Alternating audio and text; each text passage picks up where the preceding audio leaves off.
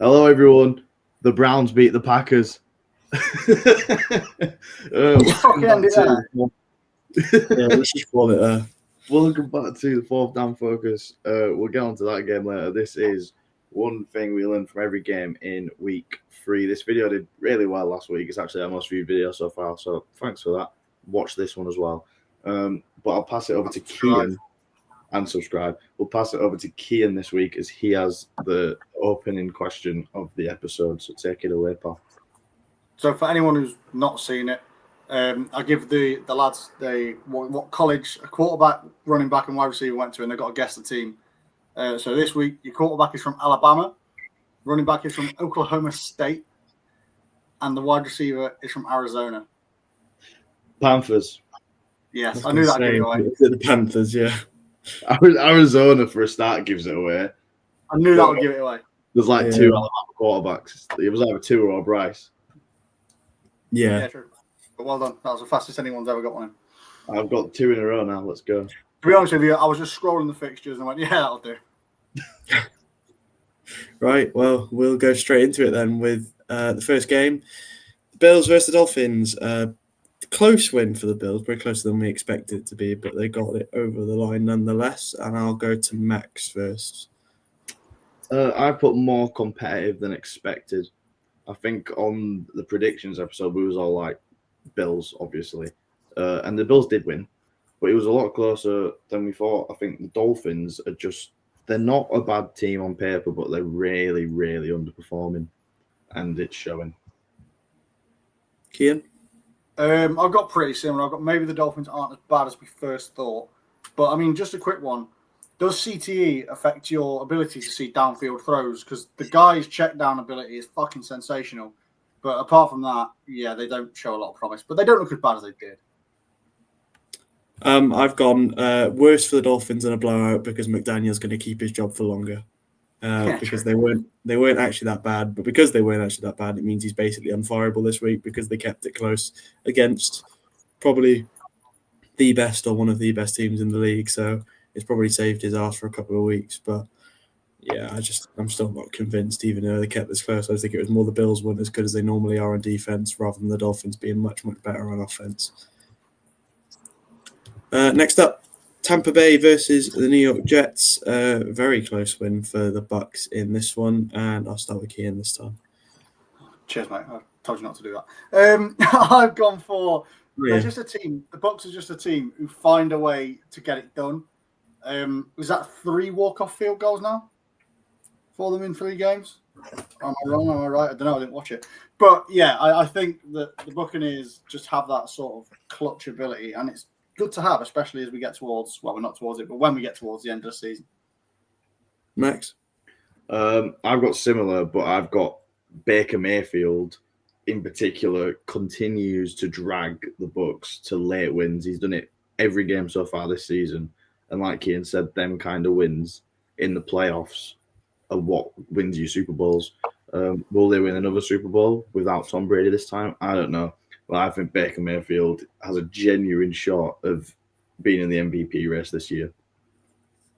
I went for maybe one year the Bucs will play a full season without key injuries to wide receivers because now Mike Evans is back on injury list. He's out for 3 weeks, I think it was 3 to 5 weeks with a hamstring problem, which is the last thing this team needs because they finally got a good receiver core, added a really nice talented Emeka Egbuka to it, and Godwin's still injured. Mike Evans is now injured, and I believe Egbuka also picked up an injury. And not saying I don't know how serious it is, but I think for me that's what will hold the Bucs back all season is that they keep getting injuries, especially to wide receivers, because yet again it just keeps to be a persistent issue with them every single year. Next up, the Patriots versus the Steelers. Max? I've put down, I take back what I said about the Patriots. If you missed the preseason episode, I mean, I think I've mentioned it on every episode so far. I had the Patriots getting the 7th seed in the AFC, and that was a silly idea. I was trying to be cool. I was trying to be edgy. I was trying to pick underdog for the season, and it's not going to be the Patriots. I tell you that. I should have gone with the Colts, but I think instead I had them having the first head coach firing of the season. So I went the wrong way. The Steelers weren't even that good. and the Patriots still didn't have enough to beat them. They have like just not explosive plays or explosive players on the offense, and it's just tough to watch. I'm glad you brought that up because mine was, can we all please remember that Max said this Patriots team will make the playoffs? Look, I was trying to be cool for the content, man. Yeah, not ideal for the Patriots. Another loss. I think it's when like, the Steelers are like one of the worst teams on net yardage compared to their opponents, and they're still 2-1 after 2. It's the most Steelers thing ever to be winning games when they're absolutely rubbish.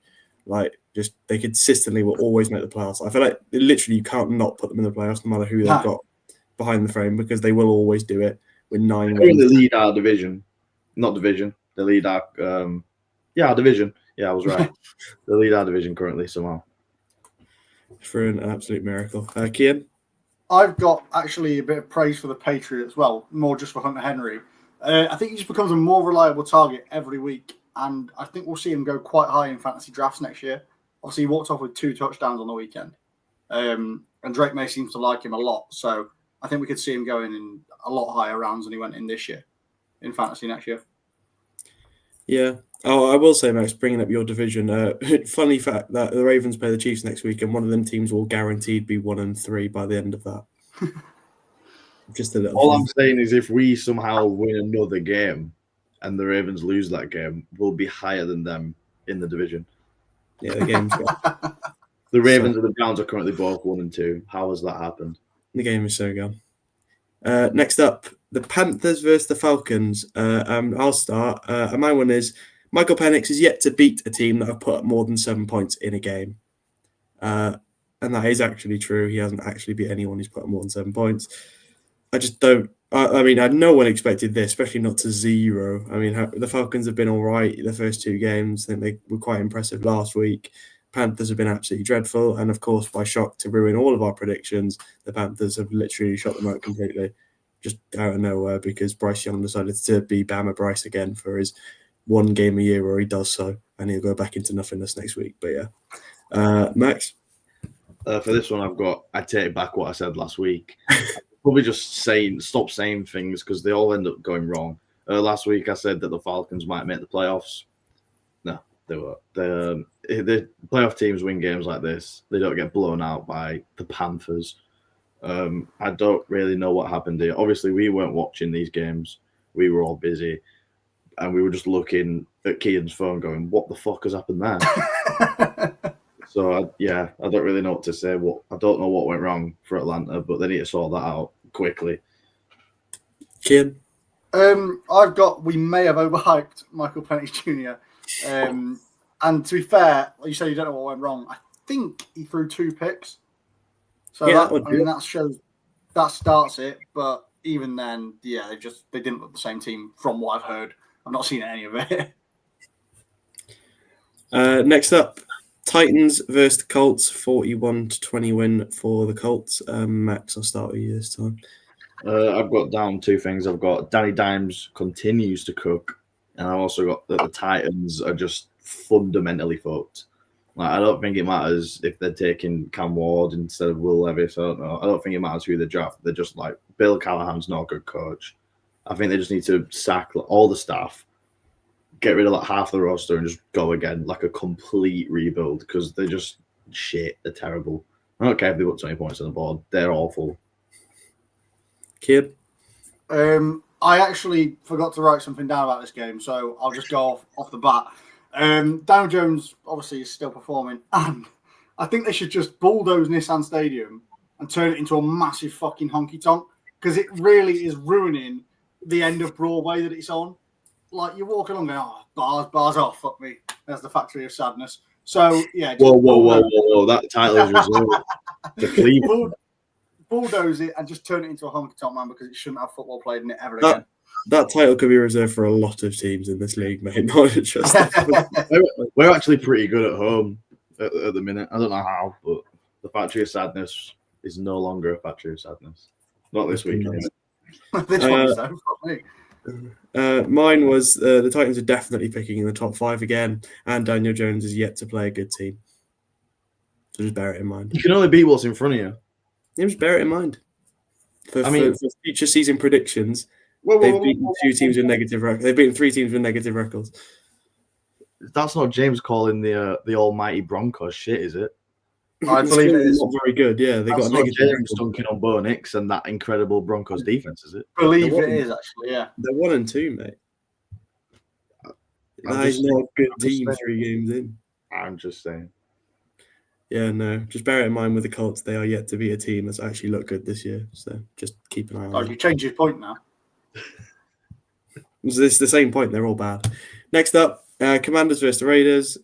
Max. Hey, Kean. You're done, limit. Get fucked, you fucking prick. I have put.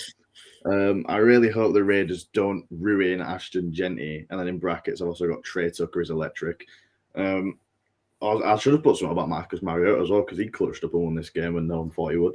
But what I meant by the Genty thing is that he's had a very cold start to the season. Not cold in the good way, like as the kids are saying these days. Cold as in shit. He's not been that good.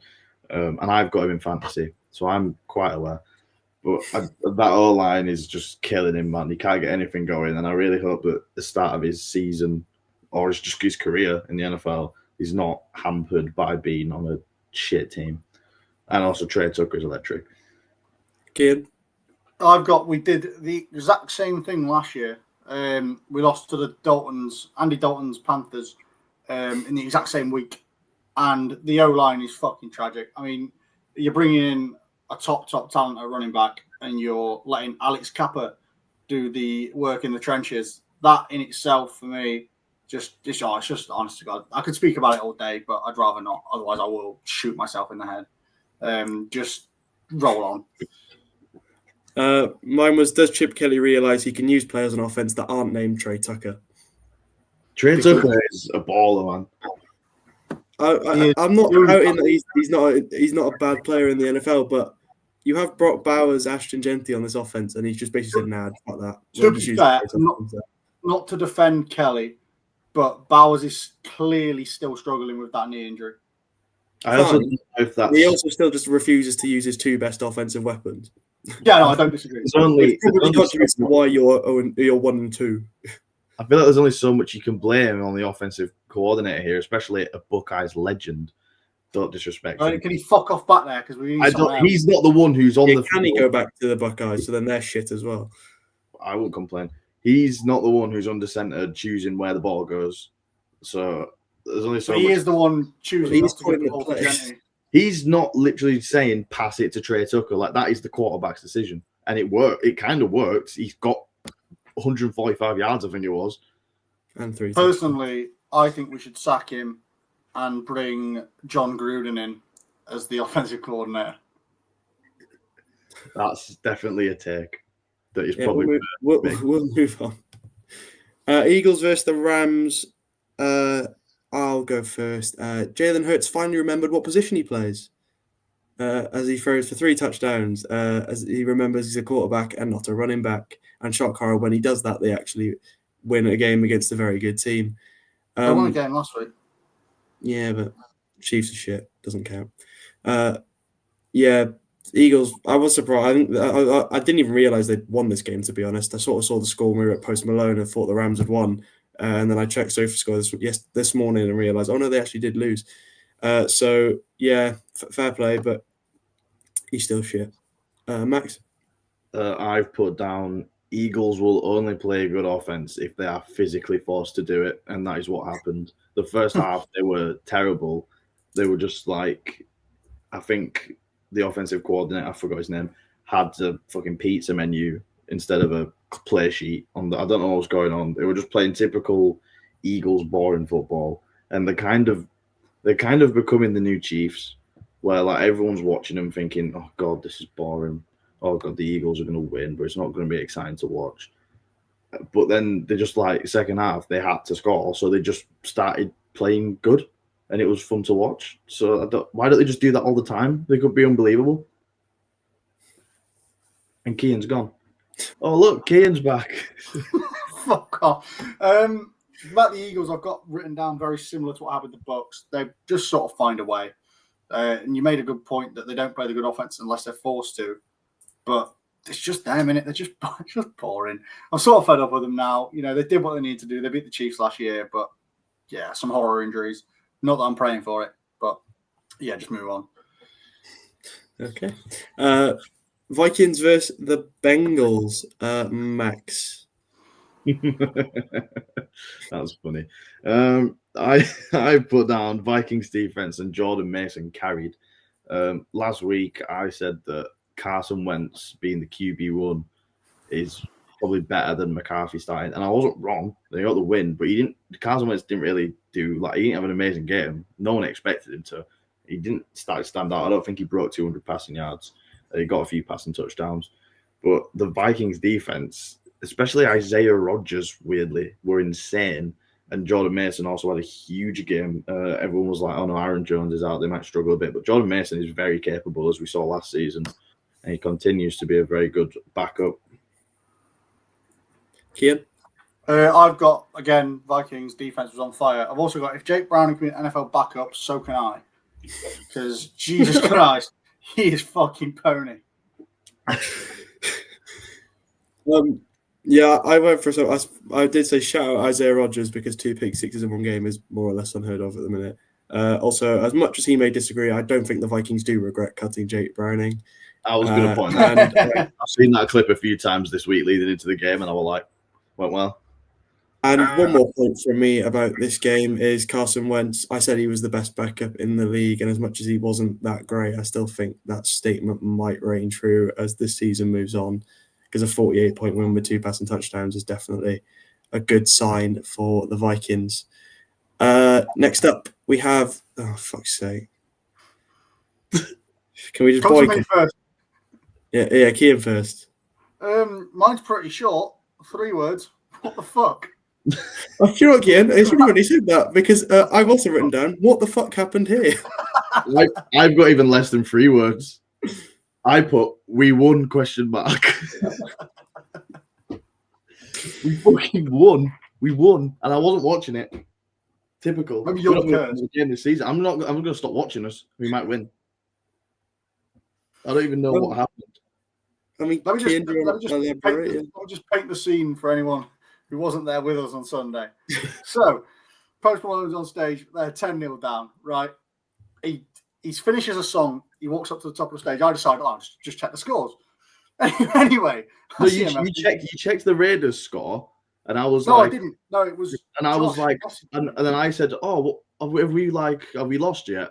I think those were my words. Like, have we lost yet? Because we were 10-0 down. And just what the fuck?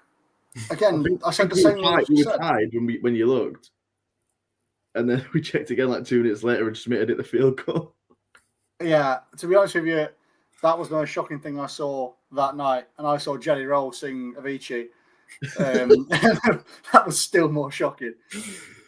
Oh god. Yeah, I just as a kid, you probably summed it up perfectly. Just like he was like, "We've won," and I was like, "No, you haven't."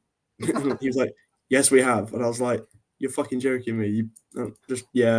Whatever the fuck happened here, I don't know. But if this is proof that literally anything can happen in the NFL, then yeah. If this isn't the proof that is the truth, then I don't know what is, because this is literally like a Sunday League team going and beating Man City at the minute. I think I spoke it into existence because last week I said about Jordan Love. I was like, if he keeps the turnovers down, don't throw any interceptions, then he'll be fine. And then he threw one of the worst picks I've ever seen to Grant Delpit, and that set us up for the win.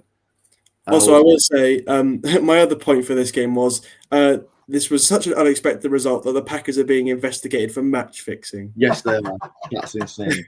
I literally tweeted, "We are so bad that we win a game and the Packers get investigated for match fixing." Because I believe there was $1 billion on the Packers money line. Yes, it was.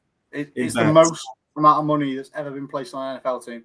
Yeah, let's go Cleveland. That's my team. And so, yeah, that's interesting to see if that actually was the case. Then that would make more sense as to how they lost rather than actually losing off more talent. Because I've looked at some of the plays from this game, and I think Love was just walking out of bounds at one point for no reason. And Matthew Golden also could have run for a touchdown and just ran out. Yeah, I saw that. Miles Garrett is the best player in the league. Both sides of the ball, don't care. Moving on. Quinshon Judkins is the best rookie running back. Schlessinger's winning defensive rookie of the year. Moving on. Dick. Next up, Jags 17. We don't advocate for domestic violence on this podcast. So Crunchon Judkins will not be spoken about anymore. Thank you. Yes, you will. Jags versus Texans, 17-10 win for the Jags. I've gone for the Texans, as per I said last week, are still hideous to watch, and the Jags might actually be serious playoff contenders. Hideous. Whoa. Fuck that bit. What did you just say? What? About the Jags? They are playoff contenders. Are you hearing this, kid? In this division, they are playoff contenders. You are fucking monkey dust. In this division, with how bad the Texans are, You had a bag of magic. they are playoff contenders. Yeah, all right, buddy. Put the drugs down. No, I'm telling you. Liam Cohen. What's happening here is because he hates Daniel Jones and the Colts so much now, he's just assuming that they're not going to win the division, so that the Texans obviously are going to win the division now, which is what I've got written down. So he's like, Jags are going to win it then. No, they're not. They're not that good. They're 2-1, and their only loss came against the Bengals, which is fair enough, a bit shit because it was Jake Browning. But still, okay. Look at a chance when the Colts actually start playing good teams and they start losing games. Look at who the Jags have beat. Yeah, don't care. Texans are a good defense to beat them. Derek Stingley was out, and he's their best defensive player. So Still a good defense. I'm not having that. That's maybe the craziest take I've heard from you in a while. Yeah, I said Texans somehow aren't going to win the South. I don't know what's happened. CJ Stroud, my beloved CJ Stroud, is washed. Shit. He's washed. He's in his third season. He's washed. I've just got Texans are shit. That's all I've got written down. I mean, it's just so boring. They've put up 9 points, 19 points, and 10 points in 3 games. I blame Tyler. I mean, it's so boring. That's why I hate. I don't think I'll ever put on a Texans game unless they're on some interesting prime time slot against a team that's actually good. So they'll just batter them because I hate watching the Texans. I don't know what it is. I don't think the Texans should be on primetime again this season. No. They will be because we've seen what's on Monday Night Football next week. That's been allowed to happen. But next up, the Seahawks versus the Saints. Max. I have put, are the Saints even playing the same sport as everyone else? I'm not sure they are. I've just got, there's really not much to say when a team beats the Saints. Well done, he's 13. Like, they're just not very good at all. You're clearly the better team. Just pass it around the back line. Yeah. Let me eat me toast, lad. It's poor. They're really poor. I tried to be slightly interesting. I said Kenneth Walker is still by far the best running back on this Seahawks team, no matter what the coaching staff believe about Zach Charbonnet. I was really confused where you were going with that because I thought you were going to say he's by far the best running back in the league, and I was like, no. And then you went on this team, and I was like, well, he is RB1. He's not. He is. He was only RB1 this week because Charbonnet was injured. He's had less touches than Charbonnet in the other 2 games. He is still RB1 on depth chart if you look at it. But based on like touches, he's been lower than Charbonnet. So they need to sort that out because they finally gave him more touches, and look what happens. Well, again, it was the Saints. Saints. But still, I think I'd put in a good performance at running back against the Saints.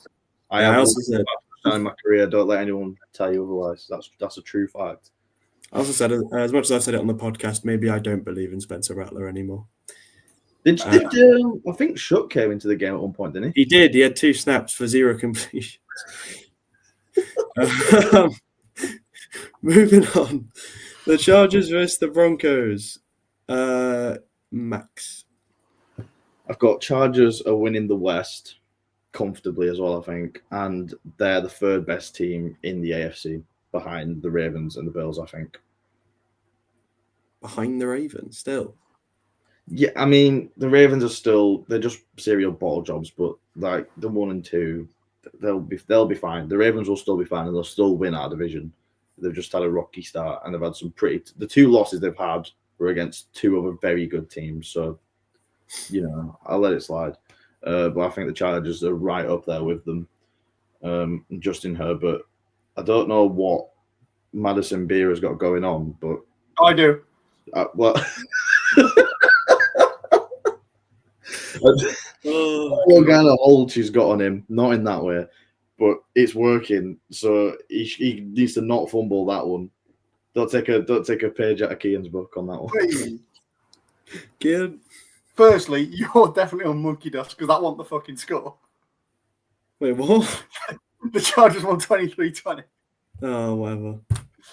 He's just making it up as he goes along. I was in a rush, lads.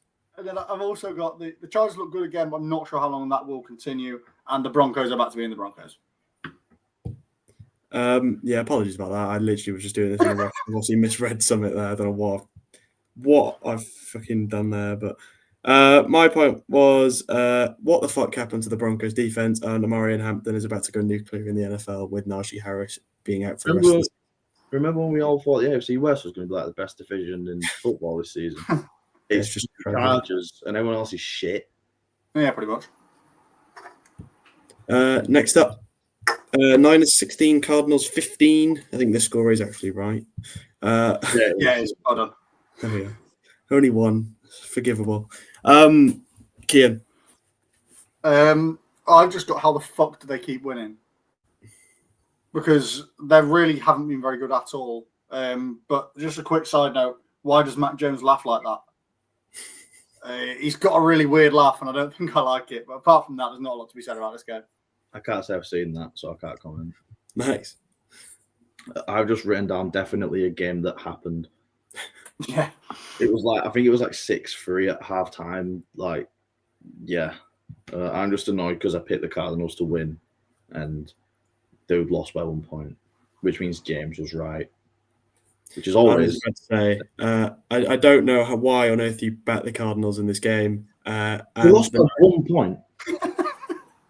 And the Niners have $511 million worth of contract on injured reserve. Deserved. By the way, what did their medical staff do? Well, a lot based on the fucking injuries they get. No, they're not doing anything. Like, they're not preparing these players to not get injured. Their medics are the same ones at ACL. Kittle's on IR still. Purdy's out for another couple of weeks. I saw that Purdy might play next week. Yeah, I mean, he's had 2 weeks. He said it would be anywhere from 2 to 4, so I think he's like... he wasn't on IR. He was just injured, I think. But, yeah, I did think they'd win, but I didn't think it'd be this close. I thought they'd be a bit further away than this, but... They might have taken our old medic, because he was shit and all. To be fair, I saw something. Mac Jones has like re-aggravated an injury as well. Which, if it is, then who the fuck is the next quarterback in line? Yeah, I looked at the depth chart earlier. Actually, I couldn't tell you who the QB3 is. I didn't even pay attention, but I saw that they were both out. I didn't watch this game because why would I? Even if I was able to, why would I watch it? But yeah, Genuinely, who is QB3 on this roster? Is there a QB3 on this roster? Someone. I'll find out for you. Go on, keep talking. Yeah, no, but I think, as I said, there's loads of talent in this 49ers team. It's just a shame it's always injured. And if Matt Jones is injured, then I may stop backing them from next week onwards because, yeah, depending on whoever this QB3 is. Moving on. Grand reveal. Oh, grand reveal. Hang on, we'll wait. We'll pause for the grand reveal. Okay, wait. So, oh no. According to the 49ers depth chart, Brock Purdy, QB1, questionable. He has a big old Q next to his name. Yeah. Mac Jones, QB2, big old Q next to his name. And then QB3 is someone I've never heard of called Curtis Rourke, and he has a big O next to his name. Oh, God. Currently, is it going to be like in Madden when your punter goes in? It might. They're going to have to sign someone. If Russell Wilson is available. Geno Smith. Good part, my friend. There are a lot of Qs and O's and IRs on this roster. Wow. I did say. I said 511. By the way, just a preface: 511 million is just Brock Purdy, George Kittle, and Nick Bosa's contracts. Yeah, so there's probably a lot more than that. Well, it's the very least that Ayuk is on there as well. How are they 3-0? Might be the worst 3-0. Stuart Dallas is an ambassador for him. Right, Bears Cowboys, big win for the Bears. I'll go first. How about them Cowboys? Fucking useless. And I hope Post Malone had a shit evening after finishing his concert. That's I all I got have to say. a grudge against him because I'm convinced that I ain't coming back from the set list, so he could go watch this game, and then he got bummed.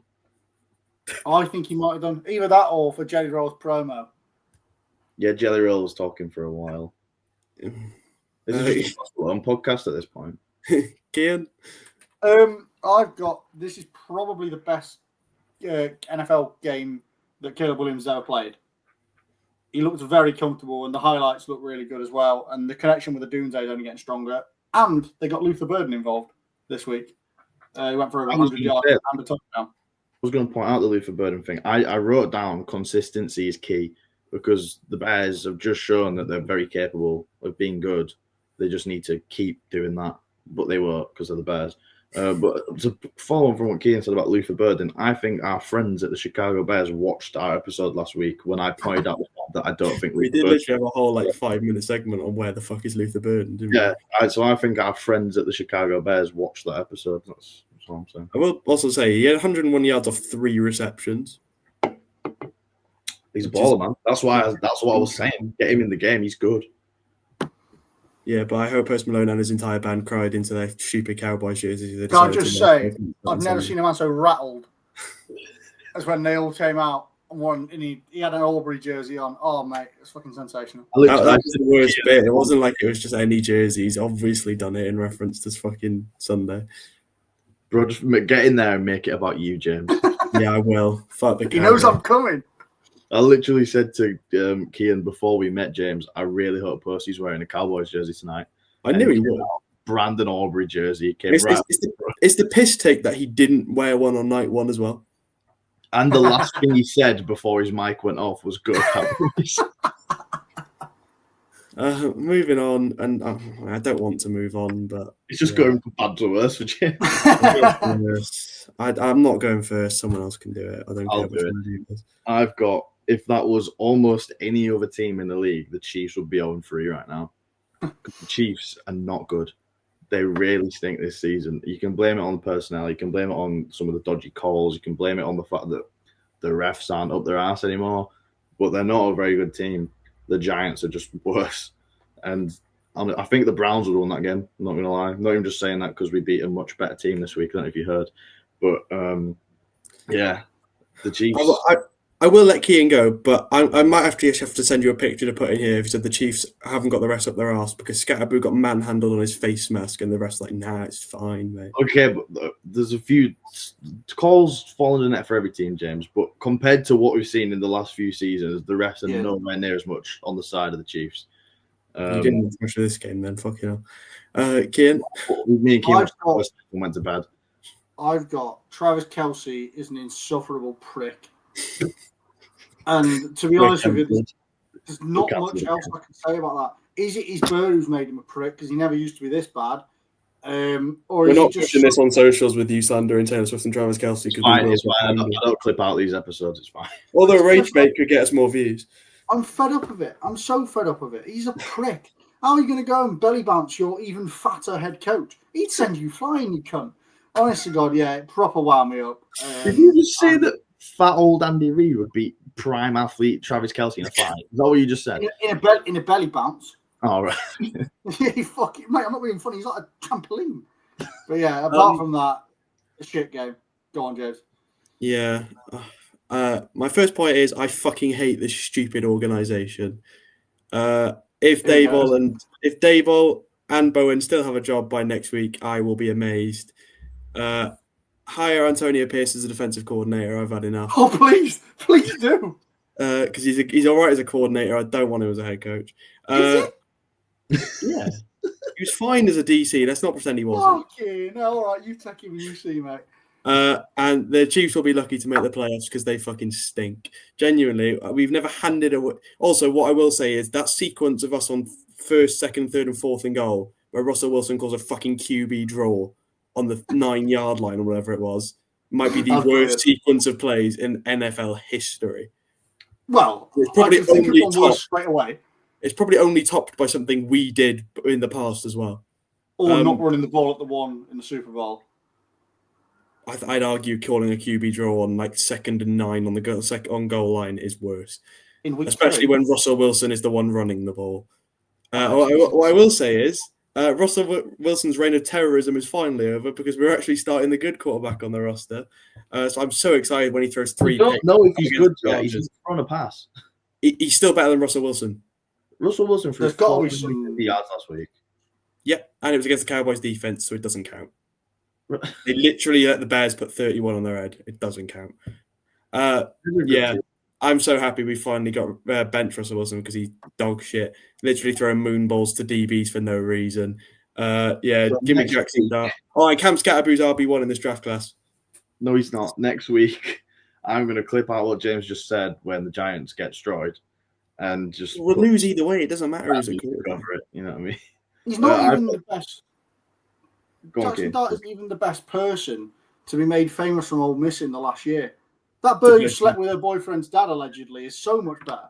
This isn't the first time you've mentioned her on the podcast, Steve. Good evening, Mary Kate. Well, I've got. I know this episode's going a bit longer than it should be, but I've got the clickbait question of the video. Are the Chiefs going to miss out on the playoffs? Yes. Yes. I don't think they will, but If they play like that every week, yes. Because, as think you they'll said, still any somehow- other team would have won that game. they'll still just somehow like sneak in at like 9-8 or something. But They had 9 points against the Giants' defense at halftime. They're 9. 22 at full time. That's what matters. they're bad, but it's the Chiefs, so you know the Yeah, but the Chiefs. fact they only had 2 fucking touchdowns on the Giants' defense is horrendous. Yeah, but I love Cam Scarborough, and that's all that matters. And finally, Ravens versus the Lions. Lions come out with a win. Max, as you predicted this one. I did predict this one. I've just written down exactly what Amon-Ra St. Brown said on the mic. Oh, no, Word no, for word. Can you not repeat it? I'm not said that. I'm joking. I'm joking. It's a joke. I've written down. I down. don't think that could be repeated on the podcast, unfortunately. Definitely not by me. I have written down Sonic and Knuckles are so back. David Montgomery and Jameer Gibbs both had huge games, as they did many times last season. And yes, you're right. I did predict Motor City to win because the Baltimore Ravens bottle. If they were playing at 6 p.m. like they did against the Browns, they're fine. No one's watching them. They'll get the win. As soon as the bright lights are on them, bottle jobs. I'll go next. My key thing from this game was Lamar Jackson was sacked 7 times. He was supposed to be the most mobile QB in the league, and Unc who can't run, Jared Goff, got sacked 0 times. Well, speaking of unks who can't run, Derek Henry can fuck off. I'm getting very pissed off with him and also with seeing Justice Hill as a fantasy owner of Derek Henry. That sounds bad. I'm really not happy with his usage at all. We'll move on because I didn't think. I can't move on because there's no other games, mate. Oh god, it's fine. No one makes it this far into the video, so they won't want to cut that bit. They won't see Keane's dodgy racial tension bits.